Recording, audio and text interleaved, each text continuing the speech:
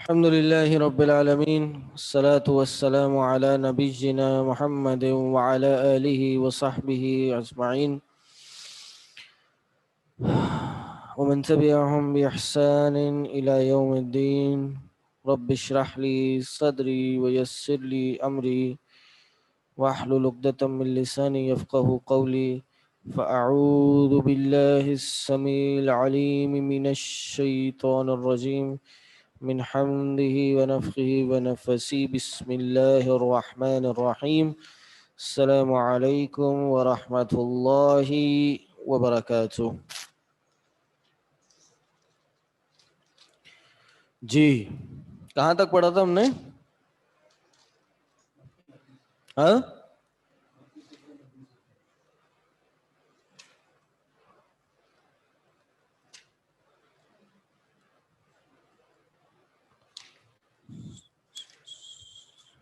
کیا پڑھا تھا؟ مکی صورتیں مدنی صورتیں ہم نے پڑھ لیا تھا.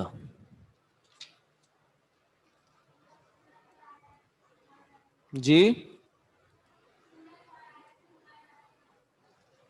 صورت اور آیات کی وجوہات. مائک ہے؟ مائک میں بولیں.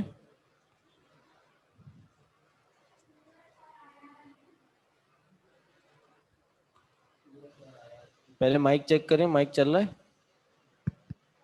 سورت اور آیات کیوں کہا جاتا ہے، یہاں تک پڑھا تھا، اور سورتوں کے نام رکھنے کا سبب.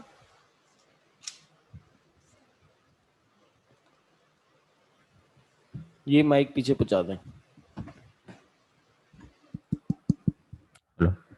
یہ نیچے سے لیں، مجھے تو آواز ہی نہیں آ رہی. ہاں نیچے سے ڈال دیں.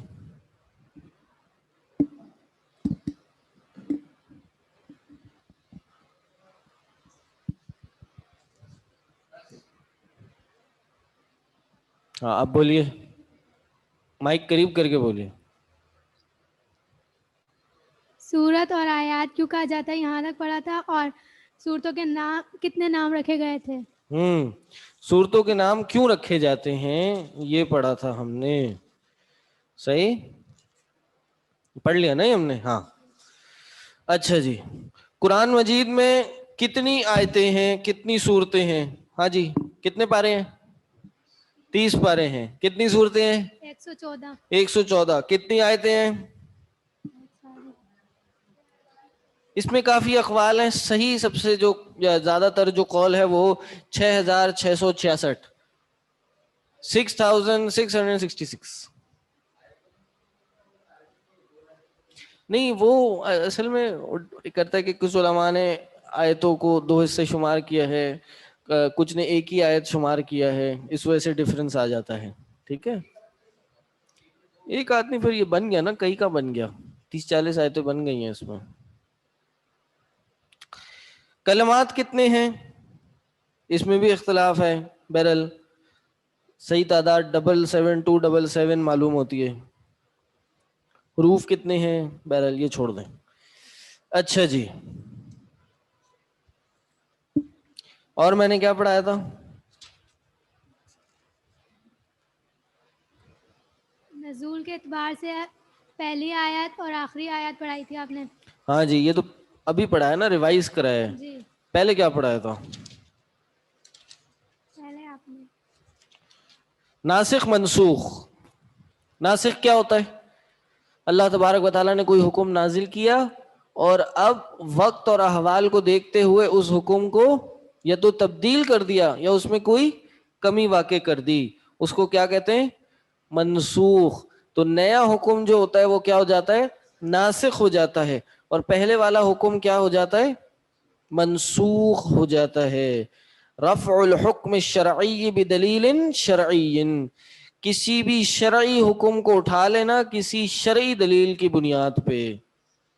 یہ بات بھی یاد رکھیے کہ یا تو قرآن کو منسوخ کرے گا، یا حدیث قرآن کو کرے گی، یا قرآن حدیث کو کرے گا. کوئی تیسری چیز قرآن حدیث کو منسوخ نہیں کر سکتی.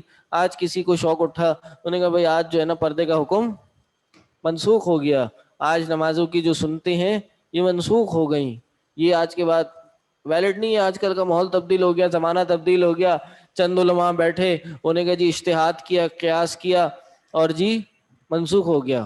نہیں, قرآن کے علاوہ کوئی چیز اس کو منسوخ یا حدیث کے علاوہ کوئی چیز منسوخ نہیں کر سکتی, اور ناسخ منسوخ جو ہونا تھا وہ ہو گیا, اب نہیں ہوگا.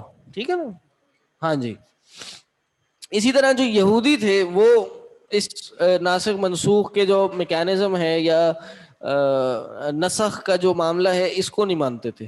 وہ کہتے تھے اگر کوئی چیز نسخ ہو رہی ہے تو اس کا مطلب یہ ہے اللہ تعالیٰ سے معاذ اللہ پہلے کوئی غلطی واقع ہوئی ہے, کوئی بات, کوئی رائے ان کی ایسی تھی جو صحیح نہیں تھی, اب صحیح رائے آ گئی, تو اللہ کے ساتھ ایسا ہونا تو محال ہے.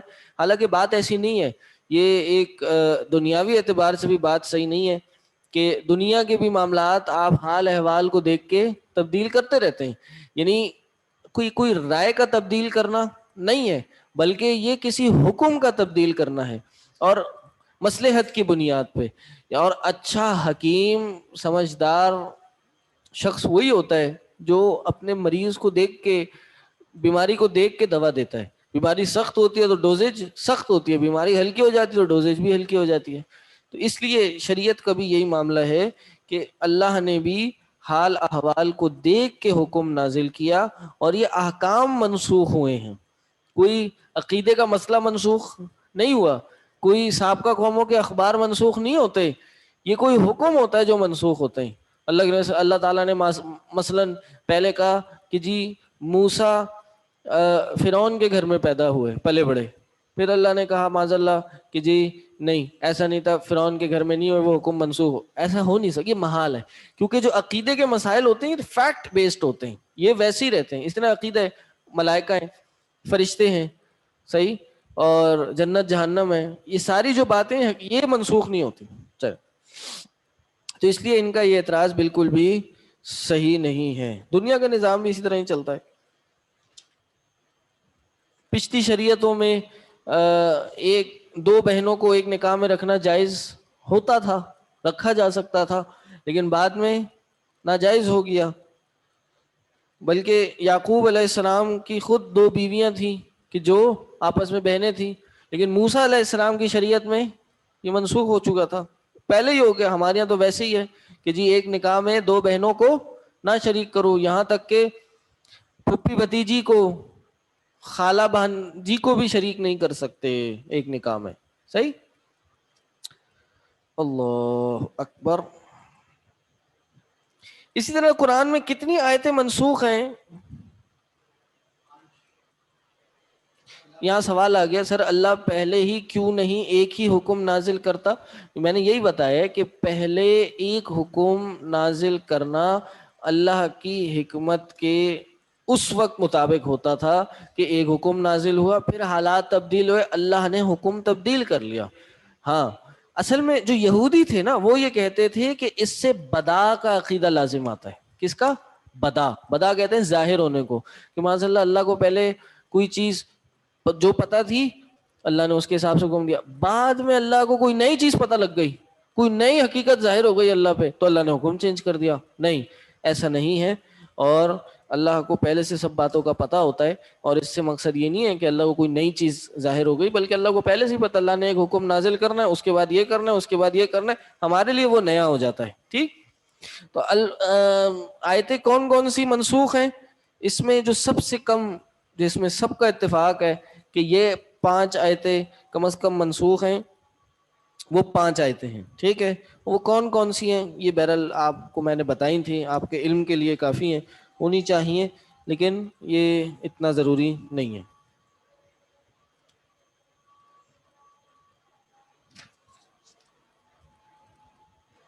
اس کے بعد میں نے بتایا تھا آپ کو,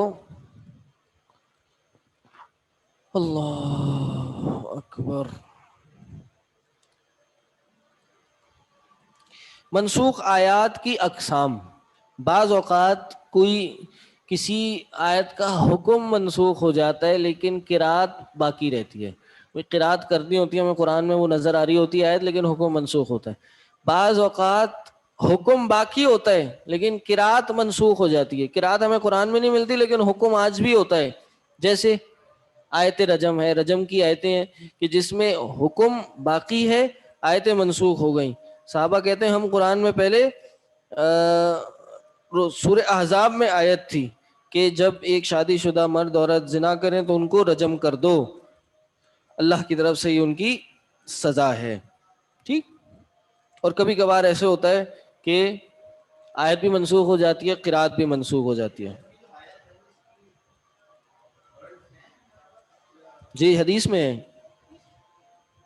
ہاں یہاں تو ایک اصول تفسیر کی کتاب کا حوالہ ہے، لیکن بہرحال یہ کہیں نہ کہیں سے ملتے ہیں یہ ورڈز.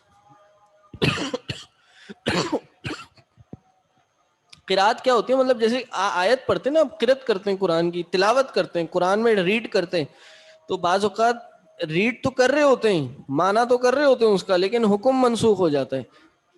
ہاں قرآن میں ایگزسٹ کرتی ہے، ان سمپل ورڈ، بہت اچھی بات کی، قرآن میں وہ آیت موجود ہوتی ہے. قرات کا موجود ہونا یعنی قرات کا ہونا، باقی رہنے کا مطلب وہ قرآن میں ایگزسٹ کرتی ہے جو قرآن ہمارے سامنے. اور قرات کا منسوخ ہونا وہ قرآن میں ایگزسٹ نہیں کرتی، لیکن حکم اس کا ایگزسٹ کرتا ہے، اور وہ احادیث سے ہمیں پتہ چل جاتا ہے. صحیح ہے، جیسے رجم کا معاملہ ہے، حدیث سے پتہ لگتا ہے. بات سمجھ آ گئی؟ اور کبھی کبھار دونوں ہی منسوخ ہو جاتی ہیں. ٹھیک ہے. جیسے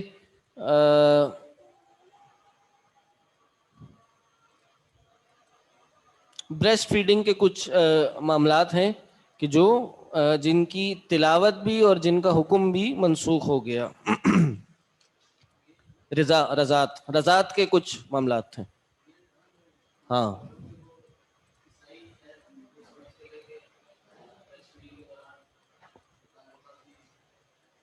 وہ تو حدیث ہے، اس کی تو تصحیح ہو گئی تھی. یہ تھا کہ جی 10 دفعہ پہلے قرآن میں تھا 10 دفعہ بریسٹ فیڈ کرنے سے رضاعت ثابت ہو جاتی ہے. اب یہ سوال آ جائیں گے یہاں پہ کہ جی رضاعت ثابت ہونے کا کیا مطلب ہے. ٹھیک ہے، تو بہرحال وہ بریسٹ فیڈنگ سے متعلق کچھ سوالات ہیں. یہ میں نے بتایا تھا، یہ جب بتا رہا تھا نا میں، تو یہ بڑی سوال آئے تو مجھے یاد ہے.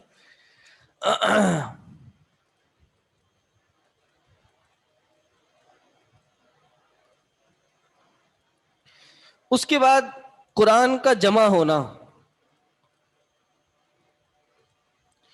یہ سوال آ گیا. لیکن یہ کیسے ہو سکتا ہے کہ آیت نہیں پڑھی جاتی؟ قرآن تو اسٹرانگ نریشن سے ہے، اس میں کچھ ڈیلیٹ نہیں ہو سکتا. یہ بات آپ کی صحیح ہے کہ جی قرآن میں کچھ ڈیلیٹ نہیں ہو سکتا. ٹھیک ہے، لیکن اگر اللہ ڈیلیٹ کرنا چاہے، یعنی اللہ نے جو کر دیا وہ ہو گیا نا.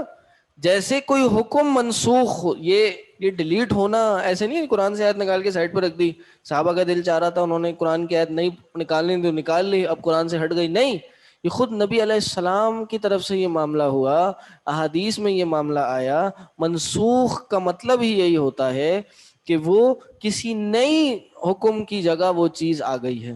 ٹھیک ہے، تو یہ احادیث میں آتا ہے کہ صحابہ کہتے ہیں ہم پہلے پڑھتے تھے لیکن وہ قرات اس کی منسوخ ہو گئی، اب قرآن میں وہ ایگزسٹ نہیں کرتی. کس نے کی؟ یہ اللہ کے نبی صلی اللہ علیہ وسلم نے ہی کی. اب جو قرآن اللہ کے نبی صلی اللہ علیہ وسلم ہمیں دے کے چلے گئے وہ بالکل اسٹرانگ نریشن سے ہے، اس میں سے کوئی ڈیلیٹ نہیں ہو سکتا.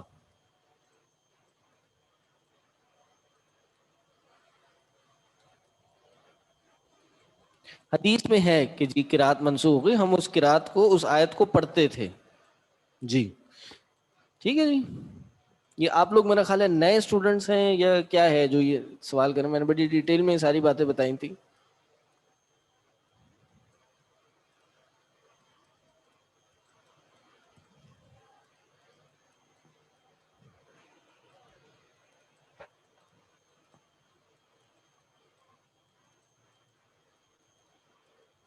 جی کوئی مسئلہ نہیں. آپ لوگ کو سمجھ آ رہی ہے؟ آپ لوگ بھی نئے ہیں، پہلے سے پڑھ رہے تھے، آن لائن پڑھ رہے تھے؟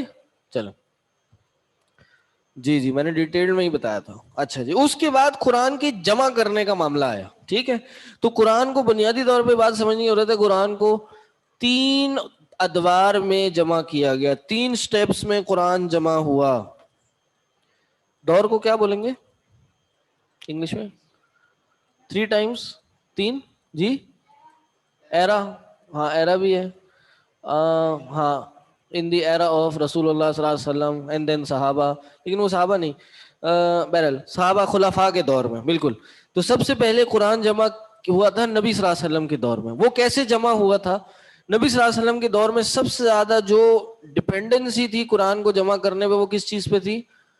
حفظ پہ تھی. حفظ کیا جاتا تھا قرآن, لیکن پھر بھی کسی کسی پتوں پر, درخت کی شاخوں پر, وہ جو ہوتی تھی بارکس کو اردو میں کیا کہتے ہیں, ٹکڑوں پر اور ہڈیوں پر اور کھالوں پر, ان پہ قرآن لکھا جاتا, پتھروں پر قرآن لکھا جاتا تھا اور پھر اس کو محفوظ بھی کیا جاتا تھا.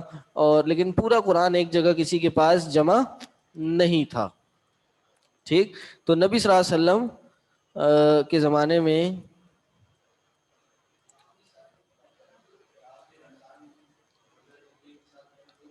دو دفعہ دور کیا تھا, لیکن وہ دور تھا, یعنی اس میں حفظ ہی تھا, لیکن اور کچھ کتابت اتنی زیادہ نہیں تھی. صحیح.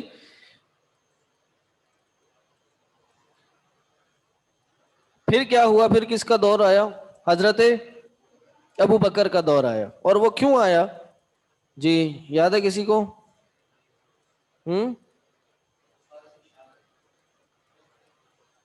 نبی صلی اللہ علیہ وسلم نے اپنے دور میں کتابت تو کروائی تھی نا.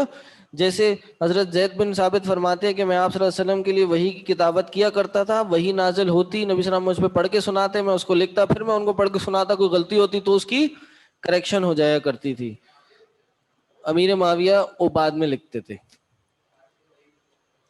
ہاں, نبی صلی اللہ علیہ وسلم کے دور میں انہوں نے امیر معاویہ اور یہ 7-8 کچھ کاتبین وحی تھے وہ لکھا کرتے تھے. یہ میں نے مثال بتائی. 40 صحابہ کرام کو کاتبین وحی میں شمار کیا جاتا ہے. زبیر بن عوام, معاویہ بن سفیان, مغیرہ بن شعبہ, خالد بن ولید, ثابت بن قیس اور خلفائے راشدین چاروں کے چاروں, ابی بن کعب, ابان بن سعید, یہ سارے کاتبین وحی میں تھے. حضرت عثمان کہتے ہیں آپ نبی صلی اللہ علیہ وسلم کا معمول تھا کہ جب قرآن کریم کا کوئی حصہ نازل ہوتا تو آپ صلی اللہ علیہ وسلم لکھواتے وقت بھی ہدایت فرماتے تھے کہ ضرور آیت کذا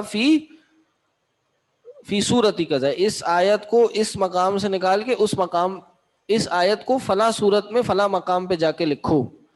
ٹھیک ہے. تو یہ آیتوں کی جو ترتیب ہے, صورتوں کی بھی جو ترتیب ہے, یہ خود نبی علیہ السلام کی بتائی ہوئی ہے. آیتوں کی ترتیب تو 100%, صورتوں کی ترتیب میں تھوڑا سا اختلاف ہے کہ یہ صحابہ کی ہے یا کس کی ہے. لیکن پورا قرآن نبی صلی اللہ علیہ وسلم کی زندگی میں لکھا جا چکا تھا, تحریری شکل میں موجود تھا, لیکن الگ الگ چیزوں پر مختلف لوگوں کے پاس تھا, لیکن پورا قرآن محفوظ تھا. خلافت ابو بکر کے دور میں کیا ہوا؟ خلافت ابو بکر کے دور میں کچھ صحابہ جنگ یمامہ میں گئے. جنگ یمامہ میں کثرت سے صحابہ انتقال فرما گئے, تقریباً 60 کے قریب یا 70, صحیح تعداد کیا ہے یہ میرے پاس نہیں لکھی ہوئی, نہ مجھے یاد ہے, لیکن یہ 60 یا 70 صحابہ, حافظ قرآن صحابہ انتقال فرما گئے تھے, شہید ہو گئے تھے. تو حضرت عمر ابو بکر کے پاس گئے اور ان سے کہا کہ اگر اس طرح تو صحابہ اڑتے گئے تو قرآن محفوظ نہیں رہے گا. تو حضرت ابو بکر نے کہا کہ میں ایسا کام کیوں کروں جو خود نبی علیہ السلام نے نہیں کیا. تو وہ ان کو کنونس کرتے رہے حتیٰ کہ وہ ابو بکر کنونس ہو گئے. پھر انہوں نے کہا کہ یہ کام کی ذمہ داری کس کو دی جائے؟ کسی کو ایک کو سپرد کیا جاتا ہے. انہوں نے کہا جی زید بن ثابت کو دیجیے. زید بن ثابت کو گئے, انہوں نے بھی یہ اعتراض کیا کہ اگر یہ کام میں کیوں کروں جو نبی صلی اللہ علیہ وسلم نے خود ایک جگہ جمع نہیں کیا, میں کیسے کروں؟ تو ان کو بھی کنونس کیا گیا, ان کا بھی شرح صدر ہوا.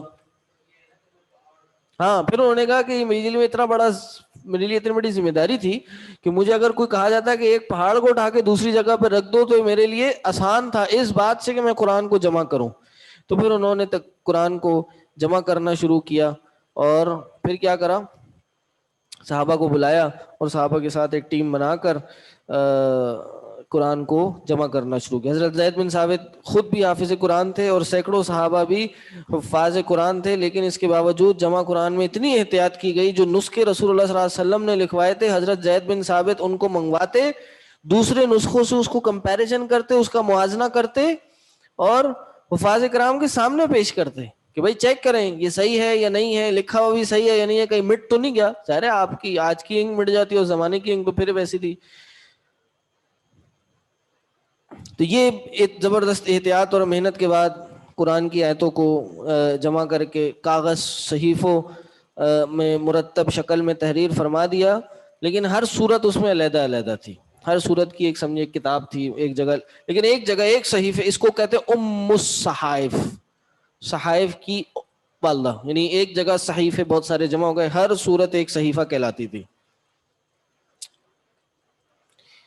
اس صحیفے کی کچھ خصوصیات ہم نے بتائی تھی کہ صحیفہ جو ام الصحائف تھا ابوبکر کے دور میں ہوا تھا، اس کی کیا جی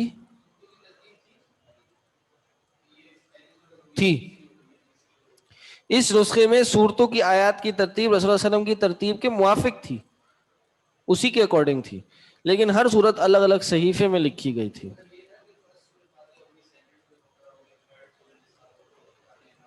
جی جی، جو نبی علیہ السلام نے سورت کی ترتیب بتائی تھی اسی کے اکارڈنگ تھی۔ اس میں منسوخ آیتیں بھی جمع کی گئی تھیں، جو آیتیں منسوخ ہو گئی تھیں ان کو بھی جمع کیا گیا تھا۔ یہ نسخہ نبی صلی اللہ علیہ وسلم حضرت ابوبکر کے زمانے میں حضرت ابوبکر کے پاس تھا، پھر کس کے پاس تھا، پھر حضرت عمر کے پاس چلا گیا، پھر حضرت عمر کی شہادت کے بعد ان کی بیٹی کون، حضرت حفصہ رضی اللہ عنہ، ان کے پاس چلا گیا۔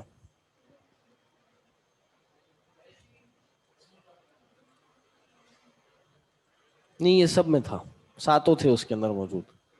میں نے یہ ٹاپک اتنا چھیڑا نہیں ہے تو اس لیے میں اس میں جانا چاہ رہا ہوں۔ صورتوں کے جو نام تھے یہ اللہ کے نبی صلی اللہ علیہ وسلم نے خود بتائے ہیں۔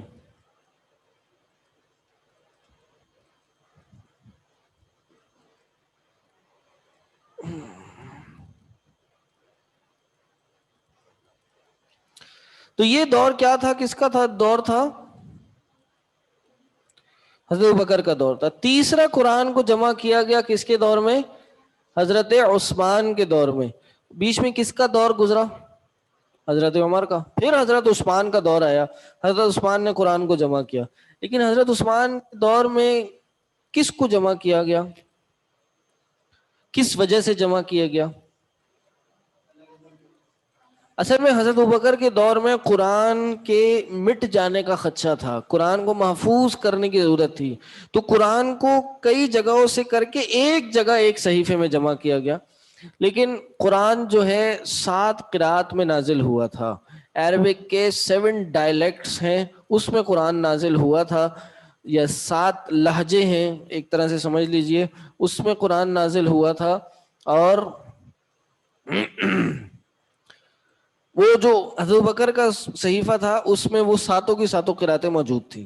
لیکن ہوا یہ کہ جیسے جیسے حضرت عمر کے زمانے میں اتنی فتوحات ہوئیں، 2/3 دنیا کا حصہ ایکسپینشن ہو گئی، مسلمانوں کے قبضے میں آ گیا، تو پھر کیا ہوا، لوگوں میں اختلافات ہونا شروع ہو گئے، یہاں تک کہ کفر کے فتوے لگنا شروع ہو گئے۔ حذیفہ بن یمان آذربائیجان کے محاذ پہ گئے تو وہاں انہوں نے دیکھا کہ لوگ آپس میں لڑ رہے ہیں کہ قرآن کے جو لہجے ہیں کہ لغت ہے اس میں آپس میں اختلافات کر رہے ہیں، اور اس اختلاف کی بنا پہ ایک دوسرے کو کافر بھی کہہ رہے ہیں۔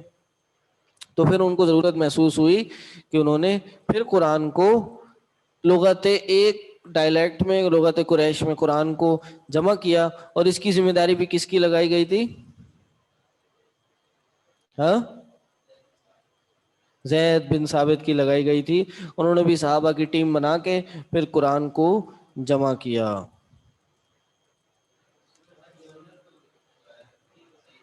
ہاں جی جی جی،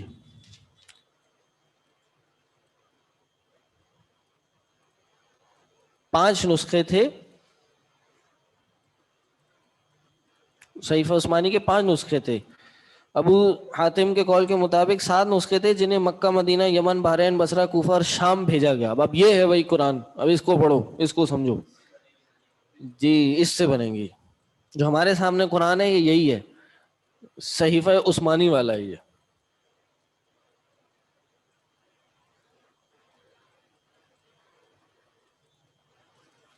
ٹھیک ہے جی۔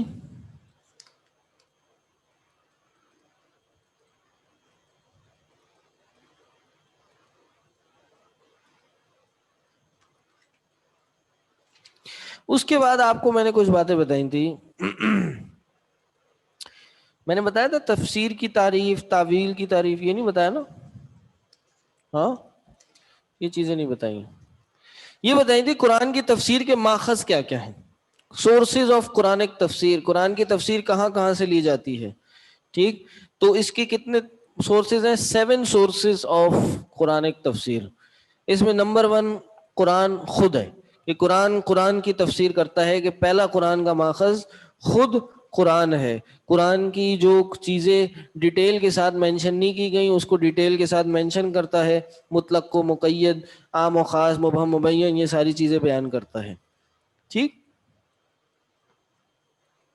جیسے مثال کے طور پہ آدم, موسیٰ, سلیمان علیہ السلام کے قصے, ابلیس, فرعون, حامان, اور اس طرح کے جو قصے ہیں یہ کسی مقام پر مختصر, کسی مقام پر ڈیٹیل بیان کیے گئے ہیں. تو جب وہ ڈیٹیل بیان کیے گئے تو وہ ان کی تفسیر ہو جاتی ہے. سورہ بقرہ میں ہے کہ آدم علیہ السلام نے اپنے رب سے کچھ کلمات سیکھے. وہ کون سے کلمات ہیں؟ یہ سورہ اعراف میں بتائے گئے. ربنا ظلمنا انفسنا وان لم تغفر لنا وترحمنا لنکونن من الخاسرین. اور اس کی پھر تفاصیل.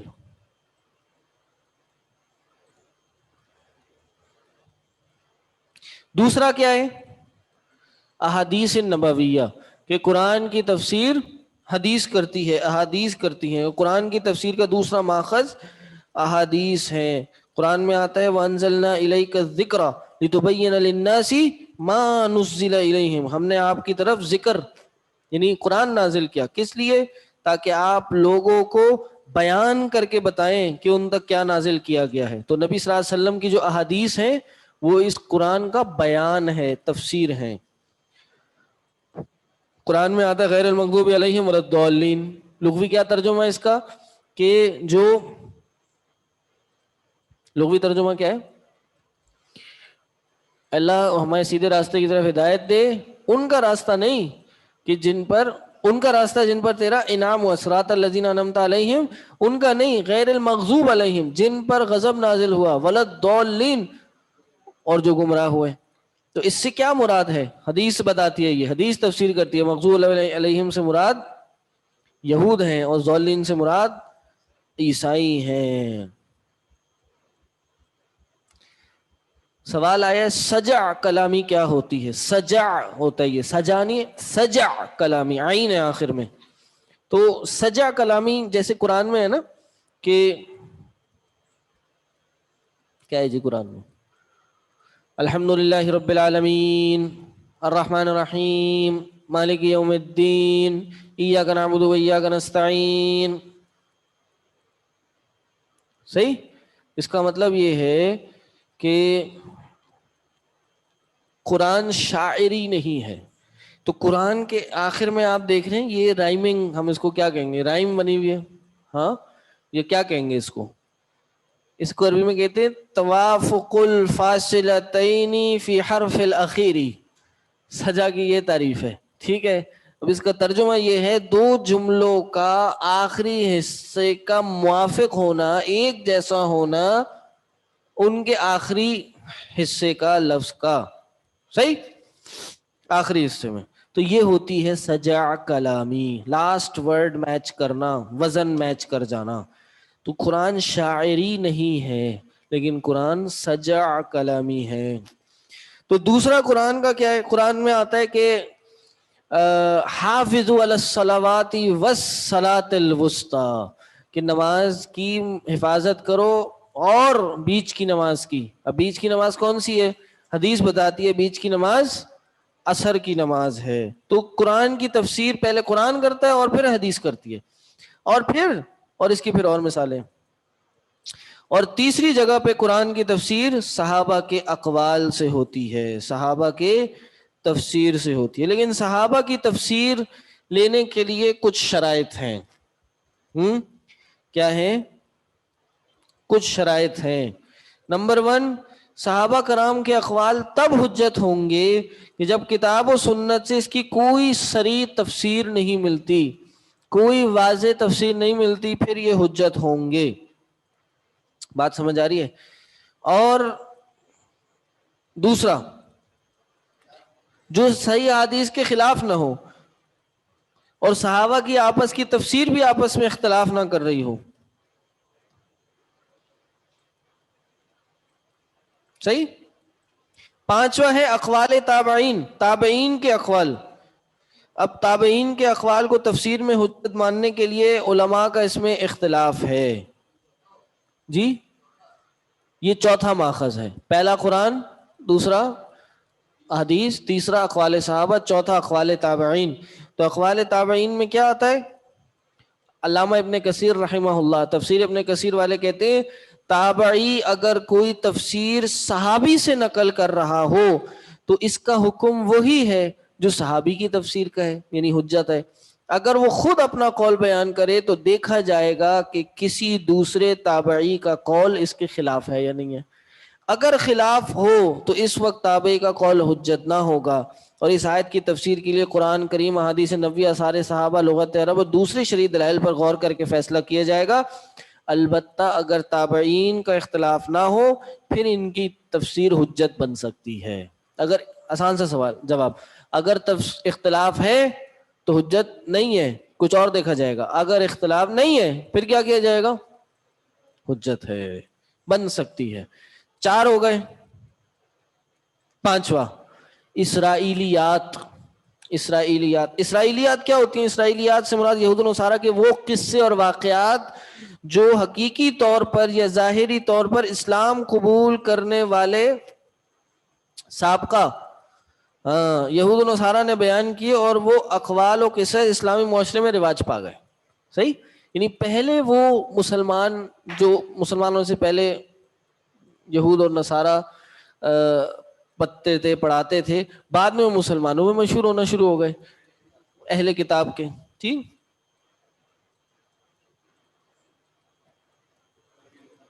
ہاں ان کی 3 قسمیں ہیں.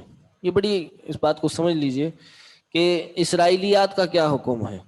یہاں پوچھا جا رہا ہے حجت کا کیا مطلب ہے. حجت کا مطلب یہ ہے کہ ان کو ماننا، ان کو فالو کرنا لازم ہے. حجت ان کو ماننا، ان کو فالو کرنا لازم ہے. اسرائیلیات کا کیا حکم ہے؟ اسرائیلیات کا حکم یہ ہے کہ ان کی 3 قسمیں ہیں.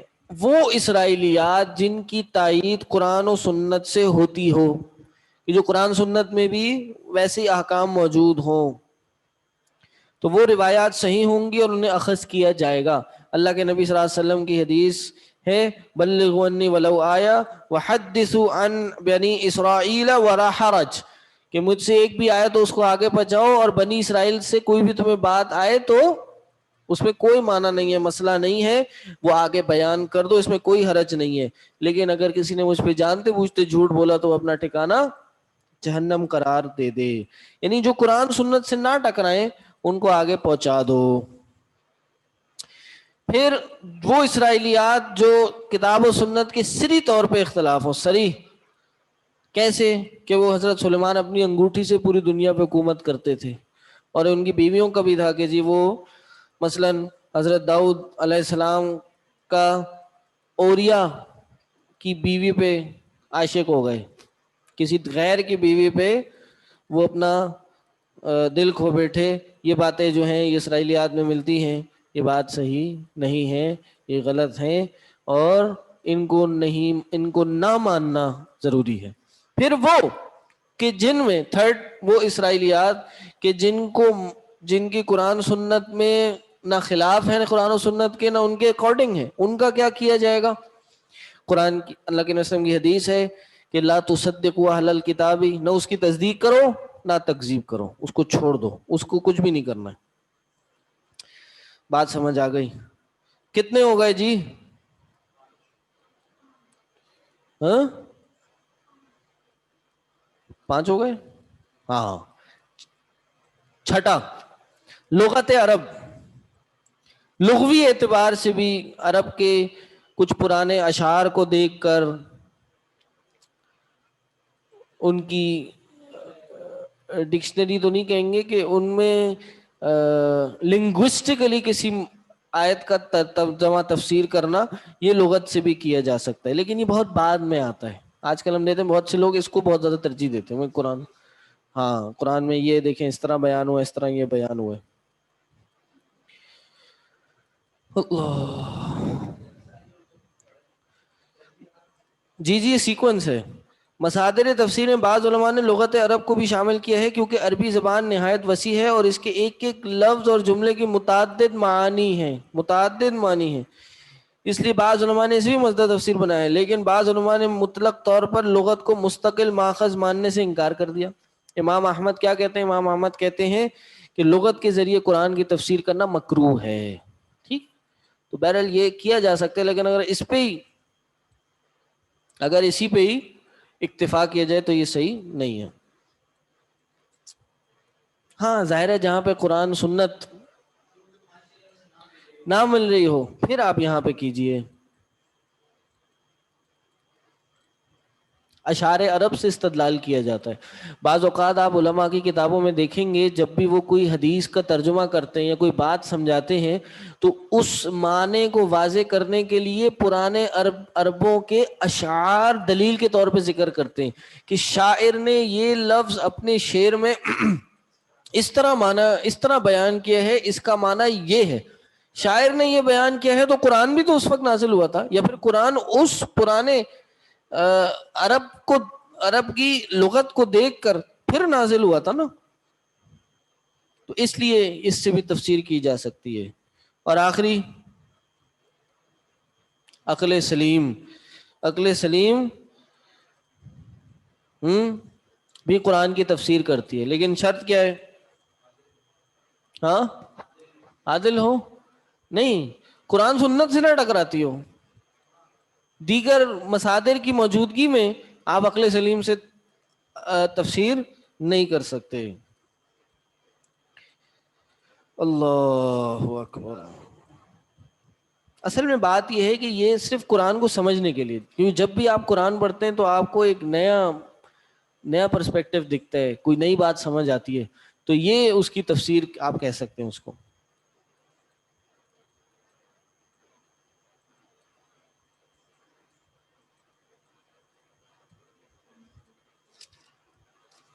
جیسے قرآن کی حکمتیں ہیں، حقائق اور معارف ہیں، یہ ختم نہیں ہوئے. اس کو آپ ہر دور میں سمجھ سکتے ہیں کہ آج اس آیت کی یہ حکمت معلوم ہو رہی ہے، آج اس حدیث کی یہ اپلیکیشن یہاں آ جاتی ہے.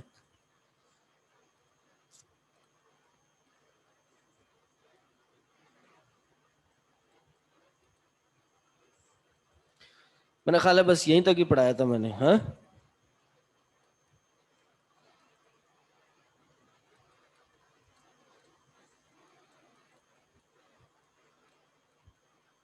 ٹھیک ہے جی.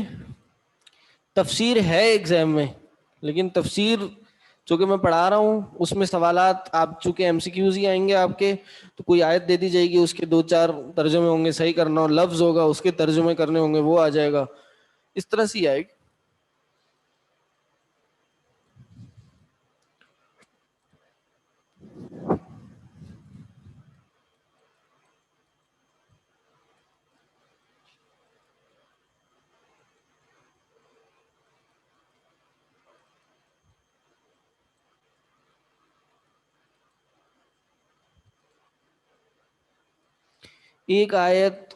کیا ہم ایک آیت کو موجودہ زمانے سے ریلیٹ کر کے طویل طریقے سے بیان کر سکتے ہیں؟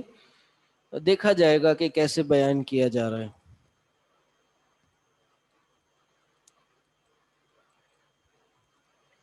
منسوخ کا ایک مطلب یہ بھی ہے کہ اللہ عاجز نہیں ہے، صحیح بات ہے. قرآن اردو لینگویج میں، ایگزام اردو لینگویج اور رومن اردو میں ہی ہوگا بس.